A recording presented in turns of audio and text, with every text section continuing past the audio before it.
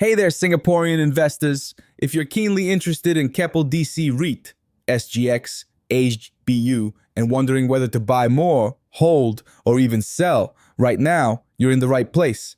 I'm Iggy from the Investing Iguana, and today I'll break down 3 strong positives and 3 serious red flags you must weigh. And at the end, I'll share my personal buy, sell, or hold rating and the strategy that goes with it. The Investing Iguana was ranked 8th in the 2024 Influential Tigers by Tiger Brokers. We crossed 1 million reads and 58,000 likes, and I've produced over 1,000 videos with more than 600,000 watch hours as of August 2025. I also study regional and global macro, so you get local stock insights in the right global context, and if you want the edge in Singapore markets, this is for you. Let's start with why this REIT is even on the radar today. It is a pure play owner of data centers across key AI and cloud hubs.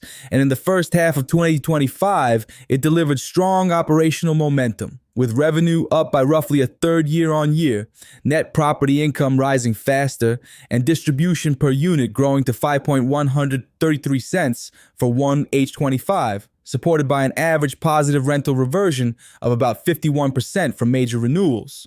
Portfolio occupancy is still high at about 95.8%, and WALE by rental income sits around 4.7 years, which supports visibility even as management works to backfill space at Singapore 1 after a tenant exit and to optimize underperforming assets in Australia and China.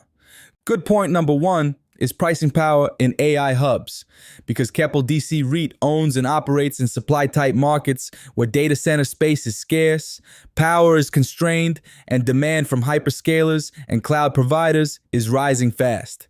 In simple terms, fewer new sites plus higher AI-related power density equals stronger rent. And that is exactly what showed up in 1H25 with those 50+% rental reversions, longer leases, and better escalations, helped by the Singapore heavy footprint where new capacity is limited and where market colocation rates have been trending higher than legacy contracted rents, implying continued catch-up as leases roll. This matters because higher like-for-like rents compound over time, and longer WALE builds more predictable cash flow, which in turn supports distributions even if occupancy wobbles at a single site. The takeaway is that tight supply and AI-driven demand are still a tailwind for this portfolio, especially in Singapore and Europe's Tier 1 hubs. Good point number 2 is that the balance sheet gives room to move. Aggregate leverage sits around 30%. Interest coverage is healthy near 5.9 times, and the average cost of debt has eased to about 3.0%, with roughly 3/4 of borrowings hedged, which means the trust can fund power intensification projects or selective acquisitions without stressing distributions. And if policy rates drift lower or spreads compress, financing costs could fall further, providing a small tailwind to DPU even without big external growth.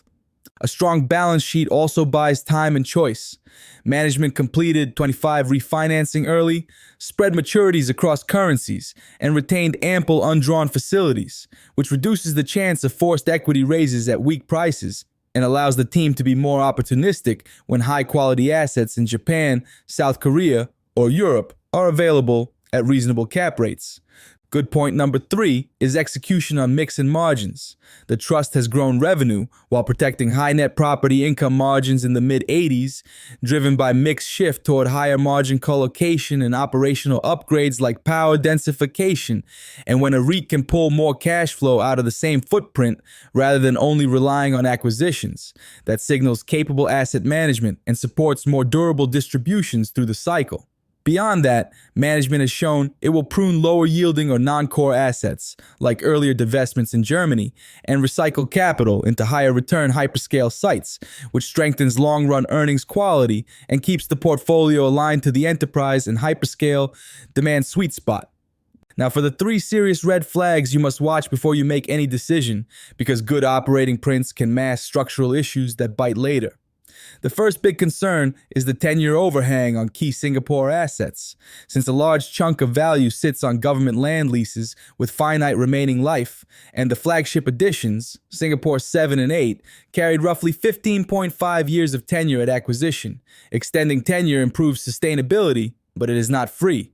And exercising lease extensions for major assets can run into the hundreds of millions of dollars, which will either drive gearing higher into the mid-30s or force equity issuance, diluting unit holders and likely compressing forward DPU growth. And for CPF or SRS investors with a long horizon, this slow burn capex is a real F factor for total returns even if the headline yield looks steady today.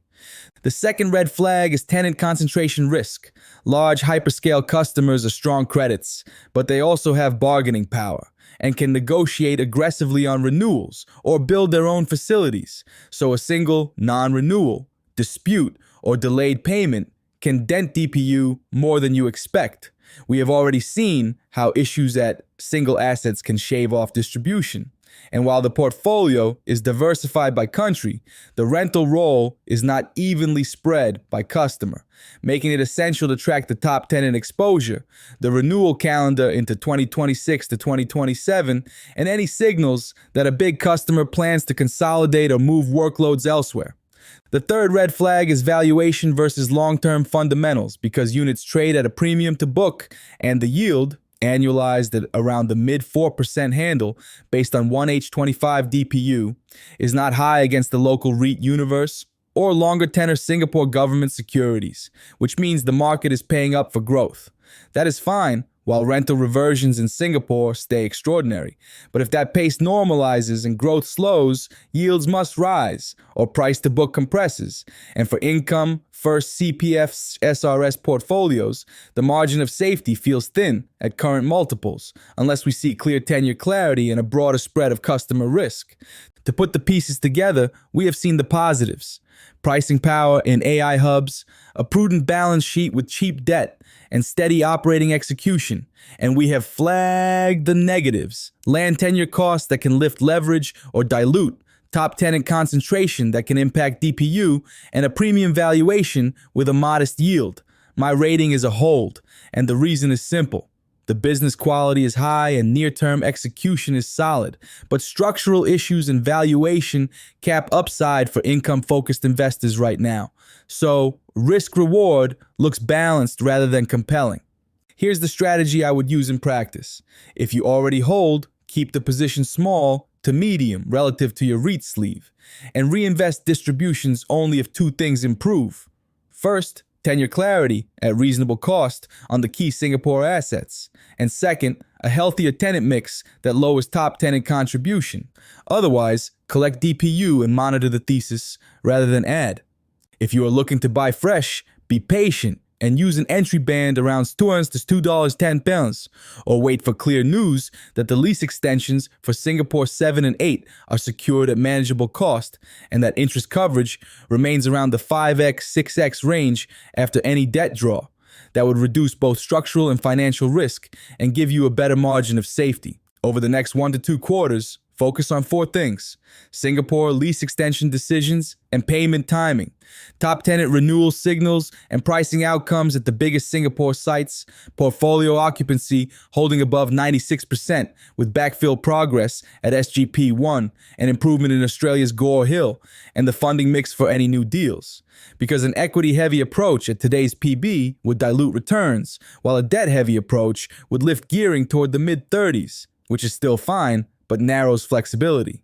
On CPF and SRS Fit, this can work for long horizon investors who can tolerate medium volatility and accept a yield that is not top tier. If you want a core income anchor with minimal structural complexity, you may find better risk-adjusted yields in other Singapore REITs that sit on freehold land or very long leases, or in quality local financials or bonds, at least until tenure and tenant risks ease here. To be clear, I like the management's operating discipline, and I respect the positioning in AI infrastructure, but for a core CPF SRS slot, I want cleaner asset tenure, broader tenant diversification, and either higher yield or lower PB. If we get confirmation that the Singapore lease extensions are done at a sensible cost, tenant concentration drops below the mid-30% range, and occupancy steps back above 96-97% without sacrificing pricing, I will revisit the stance and consider upgrading. If you found this expanded breakdown useful, like the video, share it, and subscribe to the Investing Iguana.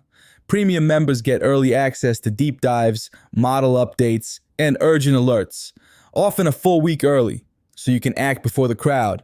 And it's $3 a month, about a cup of kopi, which makes it an easy, low-cost edge for serious investors. Click the link in the description to join the inner circle and get that early edge.